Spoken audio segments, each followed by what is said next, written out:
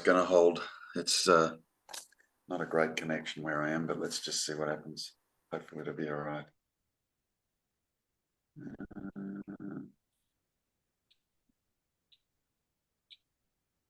Okay.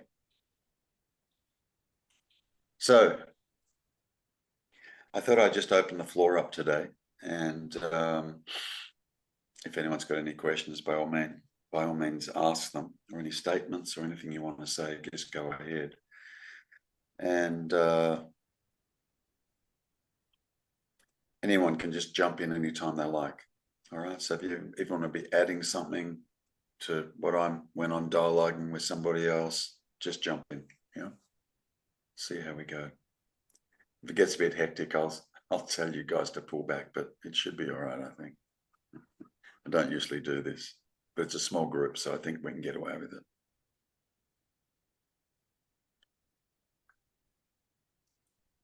Okay. Welcome, Mark. And is it Vilius? How do you pronounce your name? V-I? Yes, it's Vilus. Vilus. Vilus. Yeah, something like that. Okay. Forgive me if I get it wrong. Vilus. No problem. I'll give it a try. So welcome, everybody. I'm glad you could all make it. So I'm just going to open the floor up today, and let's just see what happens. We've got an hour, so let's make the most of it. Floor's open, go for it.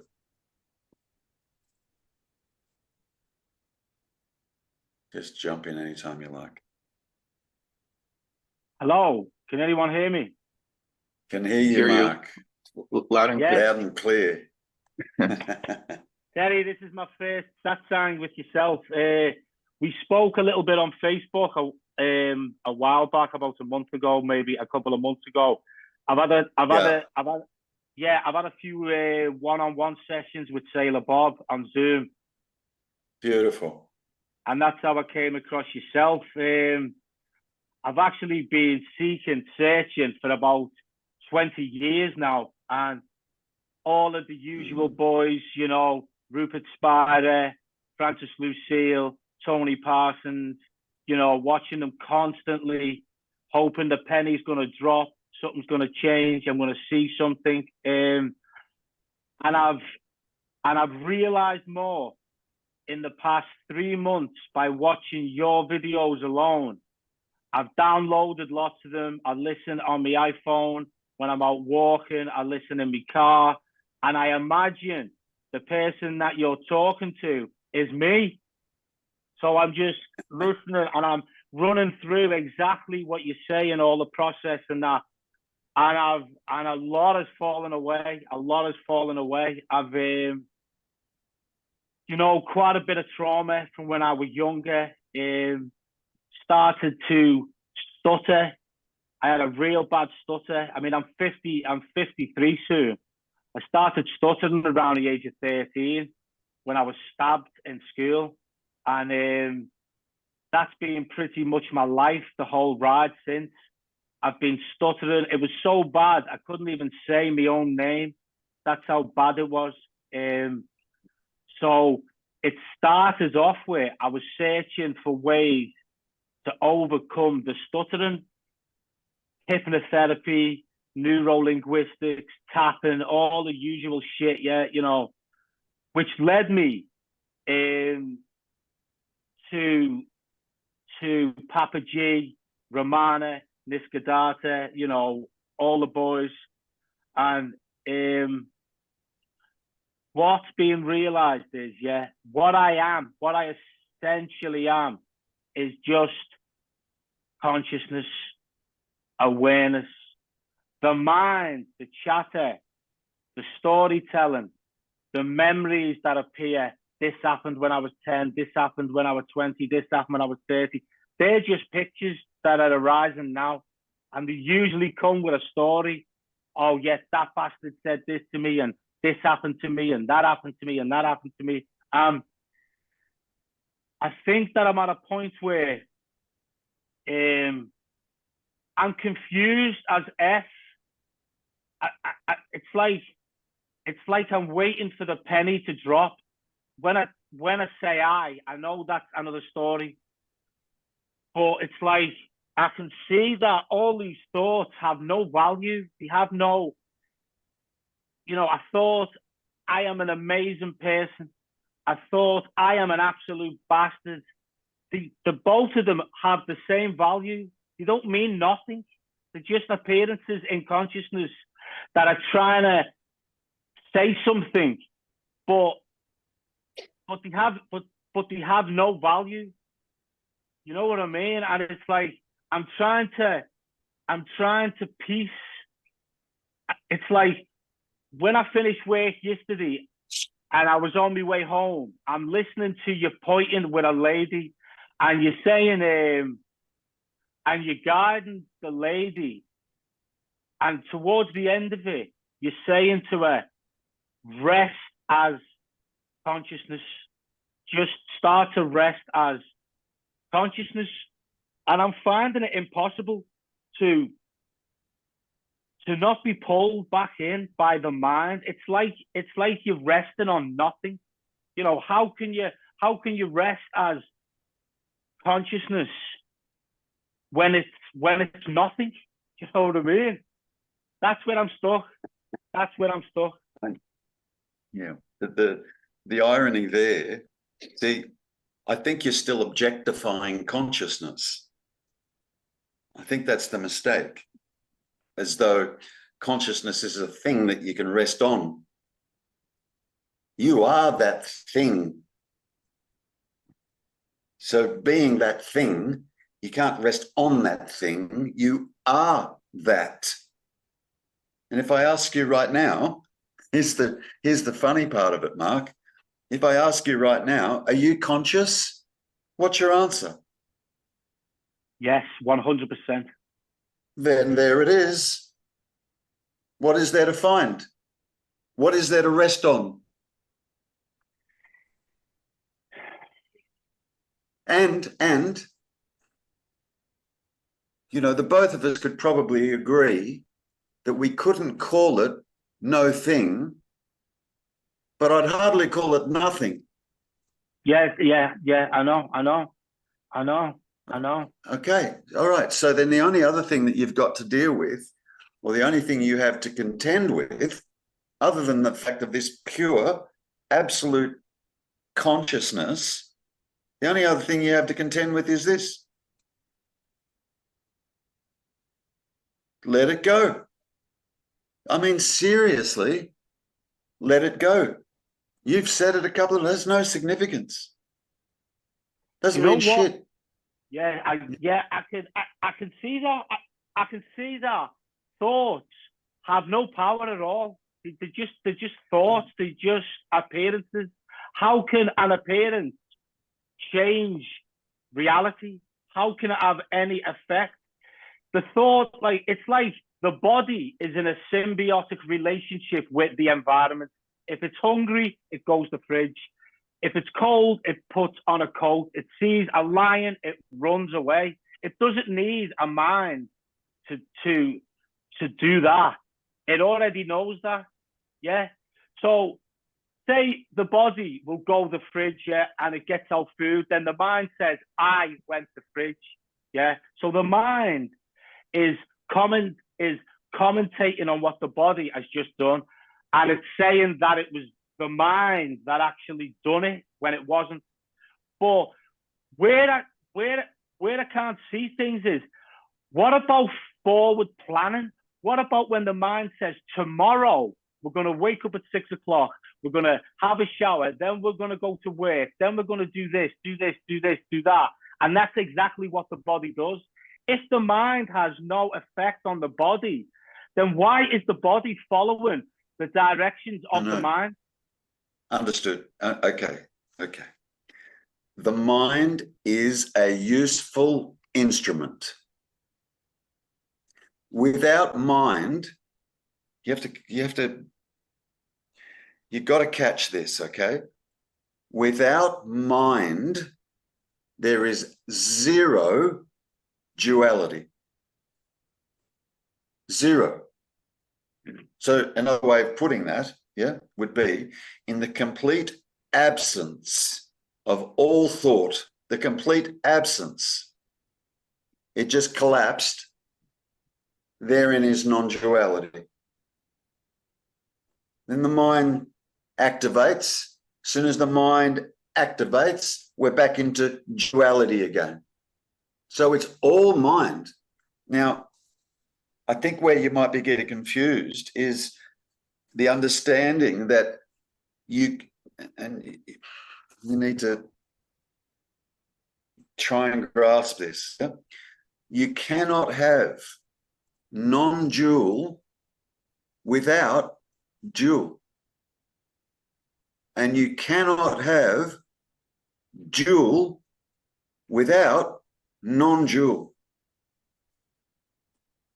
Sit with that just for a second. Just for a second.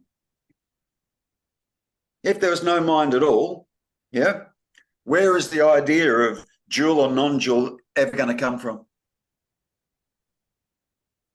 Is there even a thing of, is there even non-dual in the absence of mind? Altogether, in the complete absence of.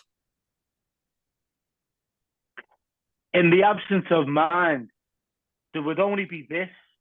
There would be no separation. All of the labels that are attached to the object, the car, the tree, the flower, the body, the table, the couch, all these different objects without the mind would all just be one seamless appearance. Yes, and yet there would still be seeing, hearing, tasting, touching, and smelling happening. There'd just be no see, no taste, no touch, no smell, etc. Yeah, yeah. Just pure seeing. But the seeing never comments on anything. The pure seeing, the seeing. No comment. Yep, like zero comment. There's seeing. Now, so the seeing is a pretty useful tool, wouldn't you agree? If we couldn't see, you'd be stumbling around. You'd be stumbling around in the dark. Yeah. What's seeing? You couldn't hear. What's actually Beg your seeing? pardon? What is actually seeing? When I see now, when apparent I see you now, yeah, I see you. Yeah, this eye sees you. Is this coming through the eyes, or is this the awareness that's seeing? That's where I get caught up as well. Okay. Okay. The easy way to answer that, yeah, is in the absence of consciousness, would there be seeing happening? There would be nothing. Good. Good. No experience. Good. So ask the question again. What's seeing? Consciousness. Hello. Consciousness. Yeah. Yeah. The only mistake we make, you're right, Mark, the only mistake that we keep making with it is we keep objectifying consciousness. Okay. Like it's a thing. And of course the mind is going to do that. Of course it's going to do that. Yeah. But So in the absence of mind, it's just pure consciousness. So without the mind, the seeing, the apparent seeing, the hearing, the feeling, all of these sensations with no one that's doing it, it's just happening. It's just a verb. It's the mind that turns the verbing into a noun, a me. Yeah. A separate 100%. 100%. Okay. Yes. Yeah. Now, so you said to me earlier, or you made the comment earlier, Yeah, but what about planning and planning for tomorrow and so on and so forth? Hey, the mind is pretty useful, isn't it? Okay, yeah, I see. It's pretty useful. Yeah. Yeah, yeah. Now, now we can plan, but it still might not turn out the way we expected it was going to turn out. But you can still, planning still just happens. Mind still just happens. Thinking still just happens. The difference is when you finally come to rest in consciousness itself and know that, yeah. When you've rested there, this is no longer creating a me. Okay, I get it. I get it. I get it. So good. So stop dragging the me into trying to get into consciousness, which this is turning into an object. So you got two objects, a me and apparently consciousness, and it's a thing as well. Yeah. And somehow the me needs to merge with consciousness. No, fuck, that will never work. Yeah, I see, man. It's like you started off as consciousness, isn't it? You got to start off as what you are is consciousness. Yeah. Become like accustomed with being consciousness, and then realize whatever appears, including the thoughts, they're not you. They're not you. Well, they're not you. The important thing, when we say they're not you, yeah, the important thing to understand right there when we say they're not me or they're not you, or is that it's not the character that the mind has been creating the whole life. But this is where I go out on a bit of a limb. I might vary a little bit from other teachers that you might listen to. Yeah, I 100% say there's no me there, Mark. And I'm not speaking to Mark. What would be the point if there's no Mark there? And yet I'm speaking to you. So this is really consciousness just speaking to itself, isn't it? I mean, really. Yep. That's all that it is. And yep. What is manifesting is just an apparent you that consciousness seems to be speaking through to an apparent me, but really it's speaking with itself. Yeah. And the thoughts that are coming up, and about the me that you're speaking to is where the separation is. Yeah. It's only thoughts divide. Yeah. Okay. Look, duality is only thoughts. Okay. That's all. Yeah. Because in the complete collapse of them, the duality ceases. Okay. I think I'll let someone else speak because I've been at it there for good on you, Mark. No, that's good. Listen, what I think we'll do, right, Terry, is I think we'll have a one-on-one session, because there's a few things sure.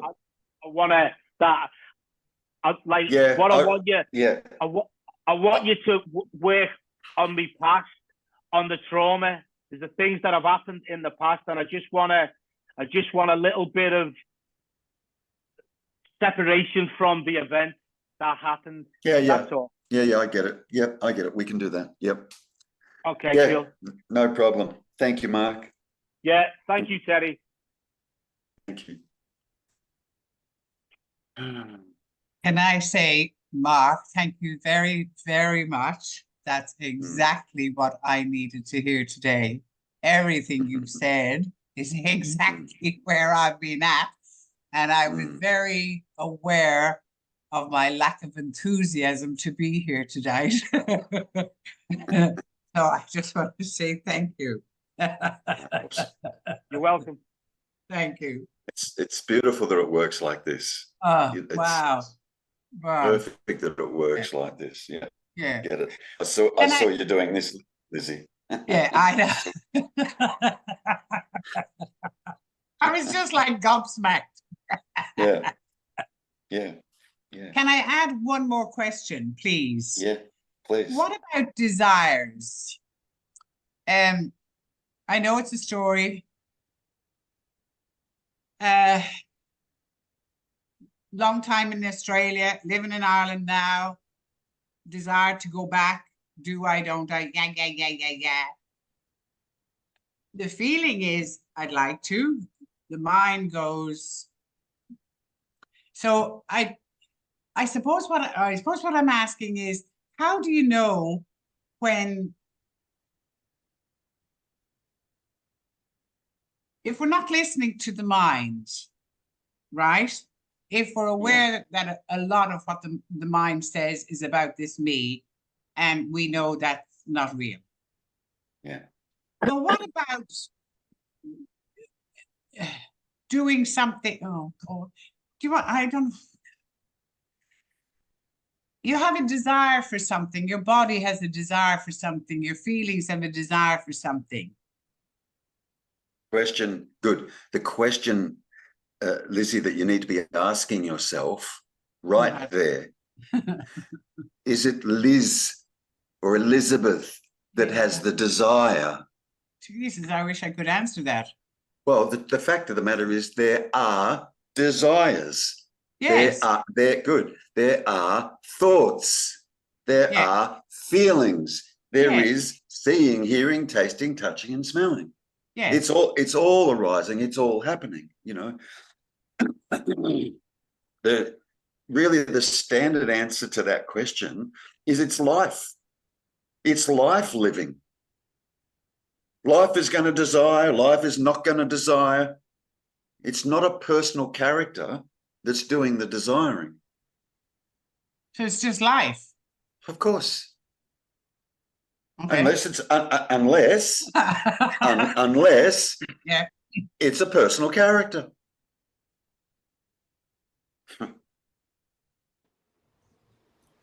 Hello, Terrence here.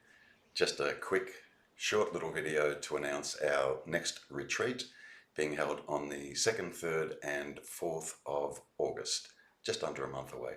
That's a Friday and Saturday and Sunday. Friday evening in CEST time, Central European Summertime. It fits in well, that time slot fits in well for everybody in the United States, and obviously people that are in Europe, not so good for people in Australia. Next time for people in Australia. So come along. There's a lot of you that follow me on YouTube. I respond to just about everybody that leaves comments. It would be nice for you to come along and join in on a retreat and stop being so anonymous. Come and join us. It'd be great. Come and ask any questions you have. Come and give any statements that you have. Share any of your experiences. It should be a wonderful event. The last one was really good. Okay, so hope to see you then.